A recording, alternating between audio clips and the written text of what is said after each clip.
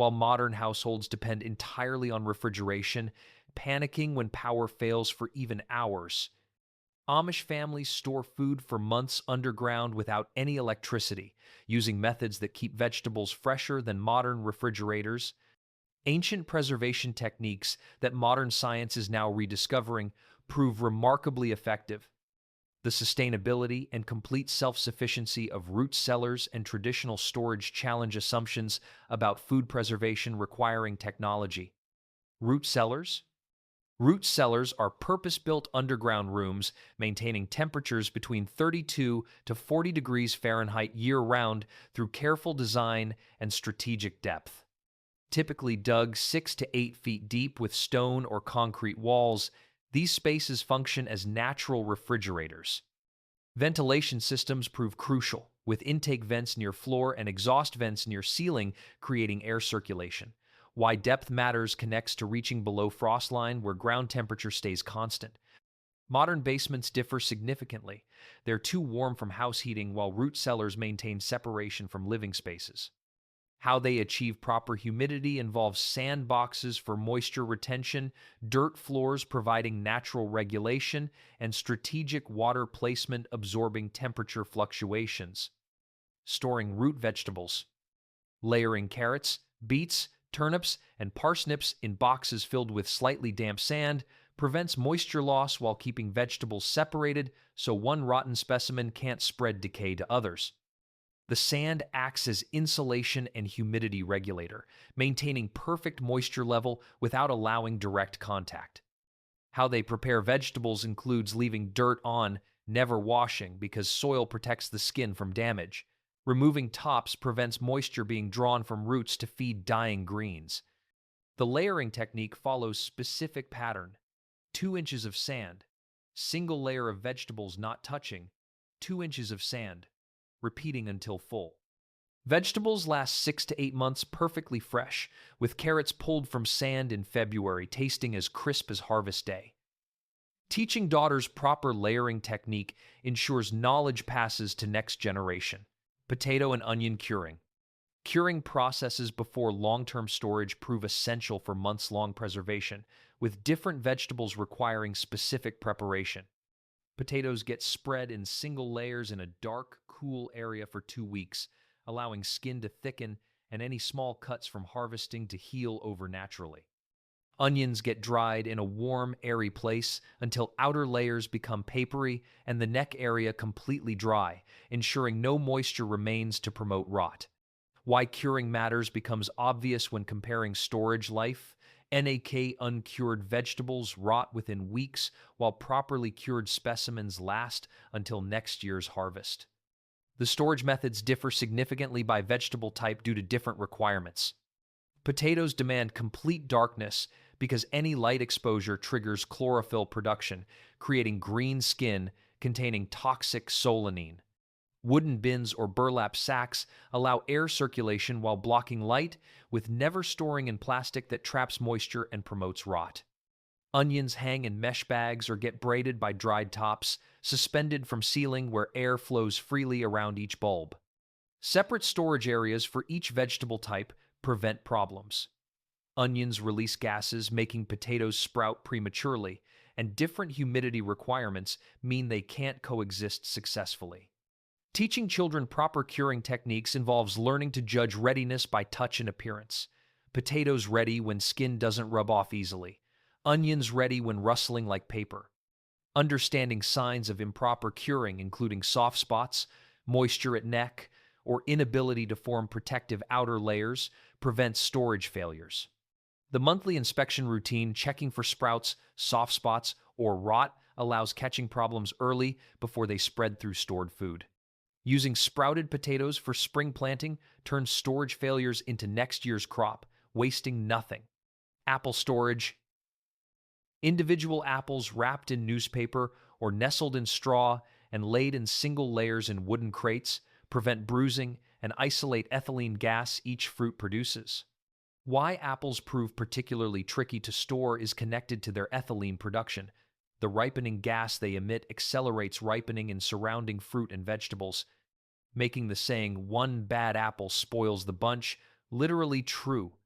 Their meticulous sorting process before storage means only absolutely perfect apples qualify for long-term keeping, with no bruises, cuts, or any insect damage allowed. Blemished apples get used immediately for fresh eating, cooking, or preserving as sauce and butter rather than risking storage loss. The variety selection matters enormously because not all apples store equally. Storage varieties include late-season, thick-skinned types like Granny Smith, Arkansas Black, and wine sap that naturally keep longer. Early season apples get eaten fresh immediately because they lack storage capability, softening and losing flavor within weeks. The storage location occupies coolest, most humid cellar areas, positioned near but not touching vegetable storage, with careful monitoring of humidity levels throughout winter. The checking schedule involves weekly inspections, removing any apples showing signs of spoiling, and rotating crates ensuring even air exposure prevents moisture accumulation on bottom layers. Teaching children apple selection and handling emphasizes gentle treatment, preventing invisible bruising that only appears weeks later as brown spots spreading through flesh. Learning which varieties store longest and recognizing early signs of deterioration ensures successful winter apple supply. The satisfaction of eating crisp, flavorful apples in March, when snow still covers ground, reveals success of proper storage methods. Modern apples in grocery stores are often months old, picked unripe for shipping durability, stored in controlled atmosphere facilities, then shipped globally before reaching consumers. Their apples get picked at perfect ripeness and stored properly in root cellars, maintaining better flavor and nutrition than commercial produce. Cabbage storage.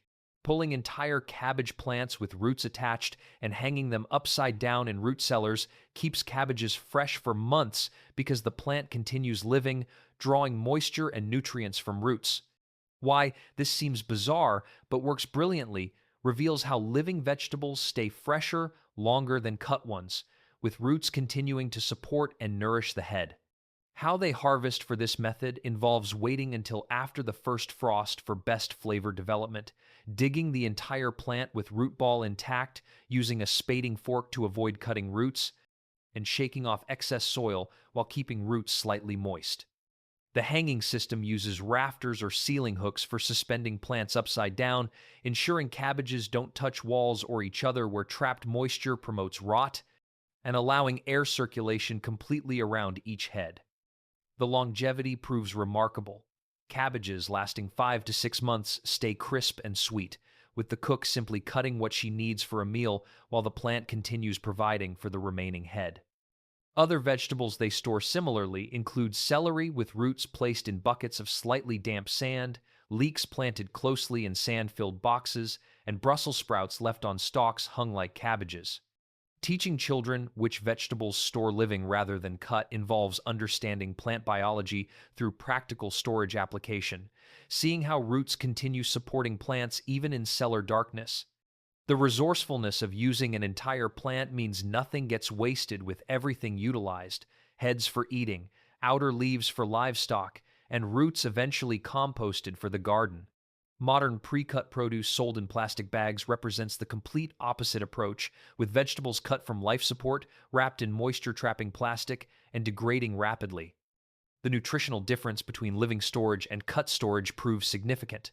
Living vegetables maintain vitamin content longer, while cut produce oxidizes and loses nutrients steadily.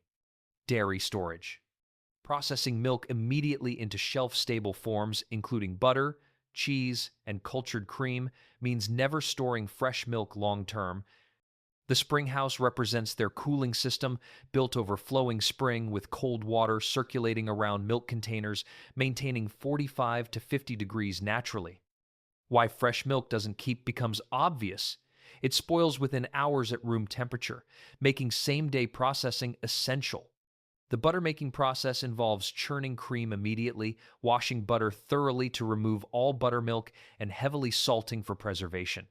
Storing in crocks covered with salt brine creates environment preventing spoilage, with butter lasting months. The cheese-making focuses on hard cheeses that age in cool cellars for months, developing complex flavors. Wax coating prevents mold while allowing continued fermentation. Teaching daughters dairy processing begins young, with girls learning beside mothers the precise techniques and timing essential for success. The springhouse design harnesses natural cold water flow, with milk containers sitting in water that carries away heat constantly. Modern refrigeration requires electricity and monthly bills, while their water cooling requires no energy beyond initial construction, canning, and preserving. Thousands of jars processed during summerline cellar shelves, providing variety beyond fresh storage alone. Pressure canning for low-acid foods like vegetables and meats requires specific temperatures killing dangerous bacteria, while water bath canning suffices for high-acid foods like tomatoes and fruits. Why canning complements root cellar storage becomes clear. Some foods can't store fresh even underground. The massive summer operation mobilizes entire families, with multiple canners running simultaneously during harvest peak. What they can reflects garden abundance. Tomatoes in multiple forms, green beans, corn, peas at peak freshness, and meats and soups for convenient meals. The organization system involves shelving labeled by year and contents, using oldest jars first. Teaching daughters canning safety emphasizes understanding botulism risk through proper processing and checking jar seals before storage. The investment proves economical. Jars get reused for decades with only lids requiring replacement, and pressure canners pass through generations. Comparing commercial goods reveals advantages.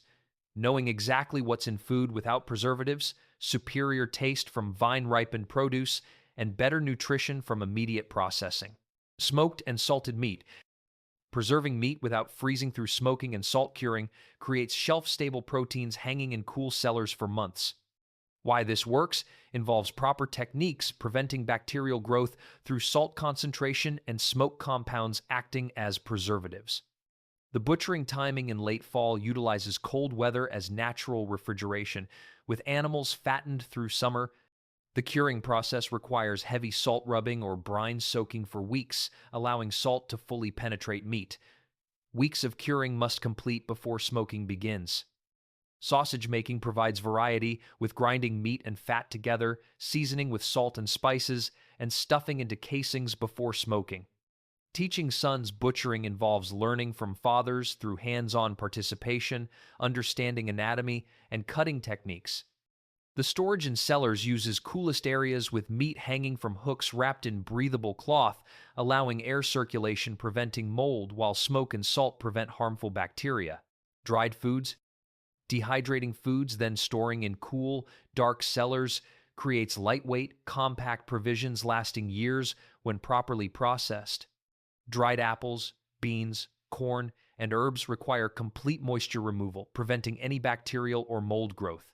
Why dried food stores almost indefinitely when done correctly connects to bacteria requiring moisture to grow and reproduce. Properly dried food contains insufficient moisture supporting microbial life. The drying methods they employ include sun drying on screens placed outdoors during hot, dry weather, oven drying using residual heat from wood cook stoves, and air drying herbs in bunches hanging in warm, dry locations. What they dry reflects both abundance and strategic planning. Sweet corn cut from cobs and dried becomes lightweight staple, rehydrating for winter meals. Apple slices dry for use in pies and as snacks. Beans get shelled and dried for year-round protein source, and herbs for cooking and medicinal use dry at peak potency. The storage containers and locations vary by product. Glass jars with tight lids prevent insect access to valuable dried goods. Cloth bags work for beans and corn, allowing continued airflow, and cool, dark cellar areas prevent light degradation and maintain quality. Teaching children food dehydration involves learning to judge proper dryness by appearance and feel, understanding moisture content, testing by attempting to bend dried pieces, and recognizing signs of incomplete drying that will cause storage failure. The rehydration process for cooking requires understanding different foods' needs. Beans soak overnight before cooking to restore moisture and reduce cooking time. Dried apples stew gently for sauce, and dried corn gets ground into meal or rehydrated for cooking. Fermented foods. Using beneficial bacteria for preservation through fermentation creates foods that both keep indefinitely and improve nutritional value. Sauerkraut, pickles, and fermented vegetables represent ancient techniques predating refrigeration. Why fermentation both preserves and improves food involves beneficial bacteria, creating acidic environment, preventing harmful bacteria, while producing probiotics and developing complex flavors. The fermentation basics involve salting vegetables to draw out water, submerging completely in brine, preventing mold, and allowing lactic acid bacteria to multiply naturally. What they